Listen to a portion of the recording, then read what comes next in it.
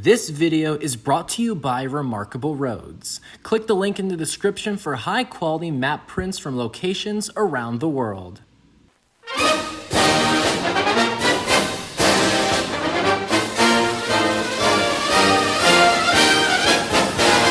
Hey guys, it's Harrison and I'm gonna close that quickly.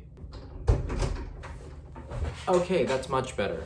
Tell you what, let's get started on the actual topic of this video. The Baltimore Orioles. That's right, founded in 1954, they are the 18th most valuable team in Major League Baseball according to Forbes, and the 19th most liked team on Facebook with 1.24 million likes. But don't let those lower numbers fool you. They do have a lot of fans. The city of Baltimore does love them a lot. They've also won the World Series 3 times and have famous players such as Cal Ripken Jr., Brooks Robinson, and Jim Palmer.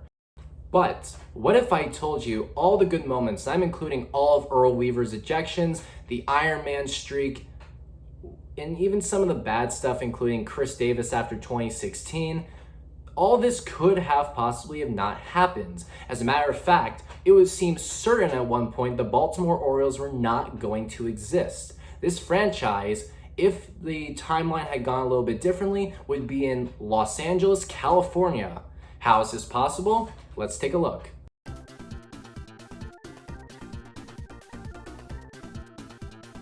So for those who don't know, the Baltimore Orioles, before they moved to Baltimore in 1954, used to be a team called the St. Louis Browns. They actually played in St. Louis alongside the Cardinals from 1901 to 1953, and they were in the American League. Pretty much the entire time they were in St. Louis, they played second fiddle to the Cardinals non-stop. But they were about to get a deal that would make them the big cats in another city. Now, what city would that be? If you watched the entire video up to this point, I already told you it's Los Angeles, so let's get to that part. So the agreement between the two parties goes as such. The St. Louis Browns will move to Los Angeles, California for the 1942 season, and they were guaranteed by the city of Los Angeles' Chamber of Commerce that they would get a whole 500,000 fans in their first season. And I know that sounds like a really small number by today's standards, but listen, in 1941, when you're in the middle of the Great Depression, or at least, at the very tail end of it, that really isn't that bad, and I wouldn't be surprised if that was a better attendance number than they got in St. Louis. And I want to emphasize, all the agreements are in place between the city of Los Angeles and the Browns. So once the owners approve the move, they will become the Los Angeles Browns, except they don't. So something clearly went wrong. Well, for starters, let's take a look at when the vote was supposed to take place between the owners. It was supposed to take place on December 8th, 1941. Anybody watching this video quickly tell me what sounds familiar about that date? I really shouldn't have to tell you. At least I hope. If it's really not ringing a bell, let me show you this quick speech here. Yesterday, December 7th, 1941, a date which will live in infamy.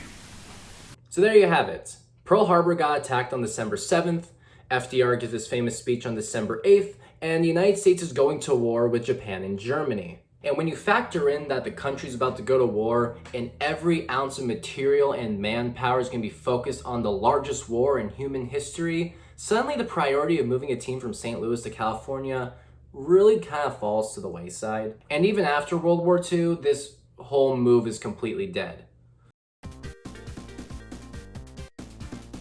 Okay, so in the grand scheme of things, this move really just feels like a blip on the map.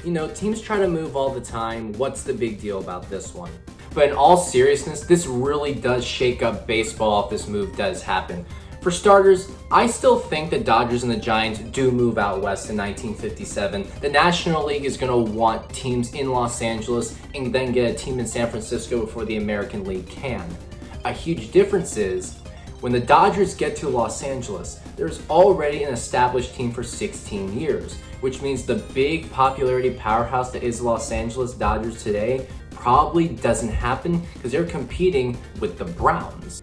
On top of that too, if you think about it, with there already being an American League team there since 1941, let alone do the Baltimore Orioles now no longer exist. This probably stops the American League from expanding into Anaheim, which means there's no Angels. I mean, in theory, the Browns could have moved to Los Angeles and adopted the name the Angels and been the Los Angeles Angels too. That's not a creative name. There used to be a minor league baseball team with the same name. But this current existence of the LA Angels, Anaheim Angels, California Angels, whatever you want to call them in history, they're not going to exist if the American League has already been there for 20 years. Okay, so the American League is not going to Anaheim, but they're still going to expand in the early 1960s, just like they did in real life. They just go somewhere else. I don't really know where they go. They could go to Buffalo, maybe they go to Seattle or Montreal sooner. They could have gone to Portland, Houston, Dallas, or Baltimore. Maybe they end up in Baltimore anyway, and they just take on the name Baltimore Orioles as an expansion team. I know, this is kind of lame, but hear me out. Yes, in the scenario where the Baltimore Orioles never exist, they still do. The name Baltimore Orioles isn't even original. There have been plenty of teams with that name, including the New York Yankees, because have you ever noticed the Yankees always love to say they're established in 1903? Because the first 2 years of the franchise, they were in Baltimore and they were called the Orioles before they moved up to New York. I'm gonna get some very angry Yankees fans in my comments section, and frankly, I don't care. So one of these alternate timelines literally could result in the exact same map that Major League Baseball has now, except the Angels and the Orioles just have two very different histories than they do now. Okay, I think that's the cue to wrap it up. Thank you guys so much for watching. I do miss being on this channel and uploading videos. Not sure when I'll post the next one because, hey, what even is an upload schedule? But I love you guys so much. I still appreciate you guys supporting my channel up to this point, and I will 100% sure see you next time. Big League Baseball is back in Baltimore after an absence of 52 years. Vice President Nixon rides in the parade of welcome for the team. There's a salute to Hall of Fame heroes of the old Orioles, National League champs at the turn of the century.